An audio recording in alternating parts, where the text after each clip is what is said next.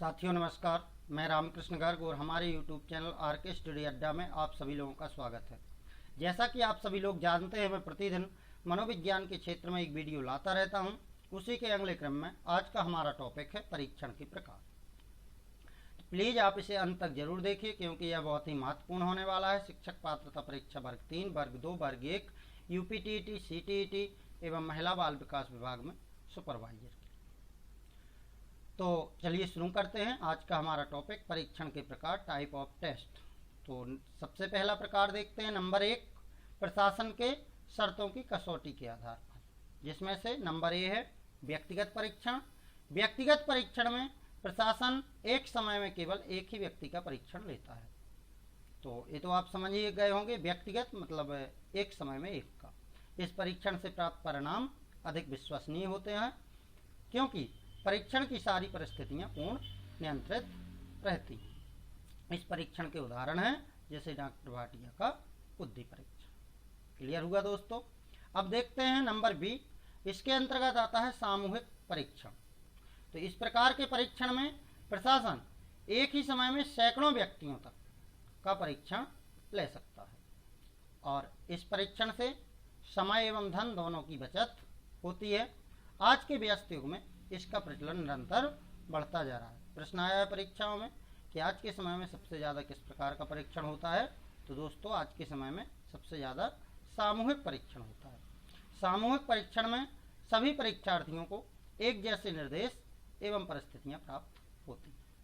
चलिए आगे देखते हैं नंबर 2, स्कोरिंग की कसौटी के आधार पर। तो इसमें भी नंबर ए है वस्तुनिष्ठ परीक्षण। वस्तुनिष्ठ प्रश्नों में प्रत्येक प्रश्न के प्रायः चार उत्तर दिए जाते हैं, जिनमें से एक उत्तर सही होता है। हमारी कंपटीशन जो एग्जाम होती है उसमें ज़्यादातर वस्तुनिष्ठ परीक्षण ही होता है। छात्र द्वारा दिए गए सही उत्तर पर छात्र को पूर्ण अंक प्राप्त होते हैं, जबकि गलत होने पर कोई अंक प्राप्त नहीं होता। कभी कभी गलत होने पर माइनस मार्किंग भी की जाती है। अगला देखें, व्यक्तिपरक परीक्षण। व्यक्तिपरक परीक्षण में प्रश्नों का उत्तर वाक्यों में लिखकर देना होता है। वाक्यों की मात्रा के आधार पर इनको 3 भाग में बांट सकते हैं। नंबर 1 अति लघु उत्तरीय प्रश्न, नंबर 2 लघु उत्तरीय प्रश्न, नंबर 3 दीर्घ उत्तरीय प्रश्न। इसे व्याख्या प्रकार के प्रश्न भी कहते हैं। नंबर 3 देखें, प्रतिक्रिया उत्पन्न करने में समय सीमा की कसौटी के आधार पर। तो जिसके अंतर्गत नंबर ए है गति परीक्षा। आप लोग पेन एवं डायरी ले लीजिए, नोट भी करते चलिए। गति परीक्षा। गति परीक्षण में सामान्य कठिनाइयों के अधिक संख्या में प्रश्न दिए जाते हैं, जिन्हें एक निश्चित समय में शीघ्रता से अधिक मात्रा में प्रश्नों को हल करना होता है। अर्थात इसमें रफ्तार का पता करना होता है। जैसे टाइपिंग का टेस्ट होता है, जैसे जलोटा का बुद्धि परीक्षण, जिसमें छात्रों को 20 मिनट में 100 प्रश्न हल करने होते हैं। किसी परीक्षार्थी का कार्य गति मापन उसके द्वारा किए गए अधिक मात्रा में सही उत्तर देने से निर्धारित होता है। आगे देखें नंबर बी, शक्ति परीक्षण। तो शक्ति परीक्षाओं में समय तो अधिक दिया जाता है, परंतु प्रश्नों की कठिनाई आरोही क्रम में बढ़ती जाती है। परीक्षा में कुछ प्रश्न इतने कठिन होते हैं कि उन्हें कोई हल न कर सके। प्रश्नों की कठिनता से विद्यार्थियों की योग्यता के स्तर का आकलन किया जाता है। कोई विद्यार्थी किस स्तर तक के प्रश्नों को हल कर सकता है। अगला देखें नंबर 4। नंबर 4 में है वस्तुओं की प्रकृति या सामग्री की कसौटी के आधार पर। इसके अंतर्गत होते हैं नंबर 1 मौखिक परीक्षण। तो इनका प्रयोग ज़्यादातर छोटी कक्षाओं में अधिक होता है, जिनमें प्राप्त परिणाम अधिक विश्वसनीय और वस्तुगत नहीं होते हैं, क्योंकि इनमें आत्मगतता होती है। साक्षात्कार में भी इसी प्रकार के परीक्षण का प्रयोग किया जाता है। आगे देखें नंबर बी, लिखित परीक्षण। लिखित परीक्षणों का प्रयोग अधिकांश वैज्ञानिक अधिनियमों में किया जाता है। इनकी परिस्थितियां तथा प्रश्न पूर्ण रूप से मानवीकृत होते हैं, अतः इनसे प्राप्त निष्कर्ष बहुत विश्वसनीय तथा वस्तुगत होते हैं। मनोविज्ञान के हर क्षेत्र में इसी प्रकार की परीक्षाओं का प्रयोग होता है।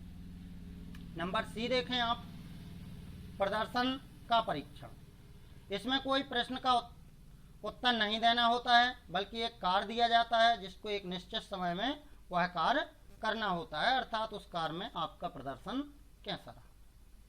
आगे देखें नंबर डी, बिना भाषा परीक्षण। इसमें किसी भाषा का प्रयोग नहीं किया जाता, बल्कि कुछ तस्वीर या वस्तुओं को देकर उनसे कुछ कार्य करवाया जाता है। यह परीक्षण गूंगे एवं बहरे लोगों के लिए आयोजित किया जाता है। नंबर 5 में देखें, उद्देश्य की कसौटी के आधार पर। तो इसके अंतर्गत भी नंबर ए है बुद्धि परीक्षण। यह परीक्षण व्यक्ति की सामान्य मानसिक योग्यता का मापन करता है। यह परीक्षण शाब्दिक और अशाब्दिक तथा व्यक्तिगत और सामूहिक प्रकार के होते हैं। इसके कई उदाहरण हैं, जैसे जलोटा का सामान्य बुद्धि परीक्षण, डॉक्टर टंडन का बुद्धि परीक्षण, डॉक्टर जोशी का सामान्य मानसिक योग्यता परीक्षण, कोहे ब्लॉक डिजाइन परीक्षण। तो ये हुआ है आपका बुद्धि परीक्षण। इसके अलावा होता है व्यक्तित्व परीक्षण। तो इसमें व्यक्तित्व का परीक्षण किया जाता है। यह परीक्षण साक्षात्कार के द्वारा आसानी से किया जा सकता है। नंबर सी देखें, व्यवहार की परीक्षा। वह परीक्षा जो व्यवहारिक क्षमताओं को मापता है। इस परीक्षण के द्वारा कला संगीत आदि का परीक्षण किया जाता है। इसके उदाहरण हैं सीसौर संगीत व्यवहार परीक्षण, ओल्ड का कला व्यवहार परीक्षण, बेनेट का यांत्रिक व्यवहार परीक्षण इत्यादि। तो दोस्तों आगे देखें नंबर डी, उपलब्धि परीक्षण। उपलब्धि परीक्षण दो प्रकार के होते हैं, सर्वे तथा नैदानिक। सर्वे परीक्षण में किन्हीं विषयों या ज्ञान के क्षेत्र में सामान्य मापन होता है। नैदानिक परीक्षण किसी एक विषय या ज्ञान में परीक्षार्थी की कमजोरियों का पता लगाने का परीक्षण। आगे देखें नंबर 6, मानकीकरण की कसौटी के आधार पर। तो इसमें नंबर ए, मानकीकृत परीक्षण। इस प्रकार के परीक्षण में एक मानक निर्माण किया जाता है। इसी मानक के आधार पर प्रश्न का निर्माण करके व्यक्ति का परीक्षण किया जाता है। नंबर बी, शिक्षक द्वारा लिया गया परीक्षा या शिक्षक द्वारा ली गई परीक्षा। इस प्रकार का टेस्ट शिक्षक के द्वारा कक्ष में लिया जाता है, जिससे वह अपने छात्रों का पाठ पर नियंत्रण आया है या नहीं, इस प्रकार का जानने की कोशिश करता है। तो दोस्तों इसी प्रकार की परीक्षा उपयोगी एवं महत्वपूर्ण जानकारियों के लिए आप हमसे जुड़े रहें। मिलते हैं अगले वीडियो में, तब तक के लिए धन्यवाद। जय हिंद, वंदे मातरम।